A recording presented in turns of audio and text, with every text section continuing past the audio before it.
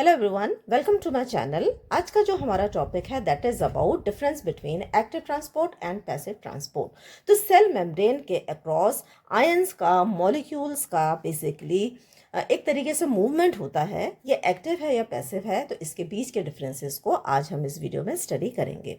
तो अगर हम एक्टिव ट्रांसपोर्ट को देखें तो it is the movement of molecules from lower concentration to high concentration, यानी कि जब भी मॉलिक्यूल्स का मूवमेंट लो कॉन्सेंट्रेशन से हाई कॉन्सेंट्रेशन की तरफ हो रहा है, इसे हम अगेंस्ट कॉन्सेंट्रेशन ग्रेडियंट भी कहते हैं ना, क्योंकि लो से हाई की तरफ हो रहा है तो ये अगेंस्ट कॉन्सेंट्रेशन ग्रेडियंट है। ऐसे ट्रांसपोर्ट को हम एक्टिव ट्रांसपोर्ट कहते हैं। पैसिव ट्रांसपोर्ट क्या होता है?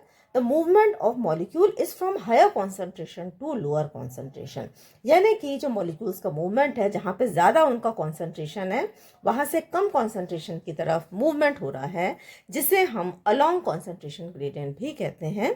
तो ऐसे ट्रांसपोर्ट को हम पैसिव ट्रांसपोर्ट कहते हैं।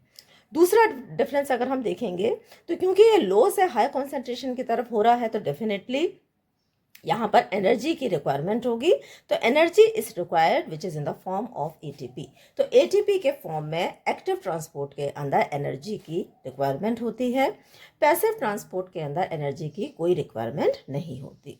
अब तीसरा जो डिफरेंस है, basically it requires carrier proteins. तो कुछ प्रोटीन्स हैं जो कि सेल मेम्ब्रेन के अक्रॉस कैरियर के रूप में काम करते हैं। तो यहाँ पर एक्टिव ट्रांसपोर्ट में कैरियर प्रोटीन्स की आवश्यकता होती है। पैसिव ट्रांसपोर्ट में ऐसी कोई रिक्वायरमेंट कैरियर प्रोटीन्स की नहीं होती। Then active transport it is a rapid process, तो ये फास्ट होता है, जबकि पैसिव ट्रांसपोर्ट को हम देखेंगे तो ये comparatively it is a slow process. Then it is highly selective, और पैसिव ट्रांसपोर्ट अगर हम देखेंगे तो it is partially non selective. अब यहाँ पर एक्टिव ट्रांसपोर्ट के अंदर जो मूवमेंट ऑफ मॉलिक्यूल्स है बेसिकली, तो सारे मॉलिक्यूल्स का मूवमेंट नहीं होता, सिर्फ लार्ज मॉलिक्यूल्स हैं या फिर प्रोटीन्स हैं या फिर कॉम्प्लेक्स शुगर्स या फिर आयंस हैं, उन्हीं का मूवमेंट एक्टिव ट्रांसपोर्ट के अंदर होता है। पैसिव ट्रांसपोर्ट के अंदर स्मॉल मॉलिक्यूल्स का मूवमेंट होता है, और ऐसे मॉलिक्यूल्स जो कि वाटर सॉल्युबल होते हैं उनका भी जो ट्रांसपोर्ट है वो पैसिव ट्रांसपोर्ट के माध्यम से होता है।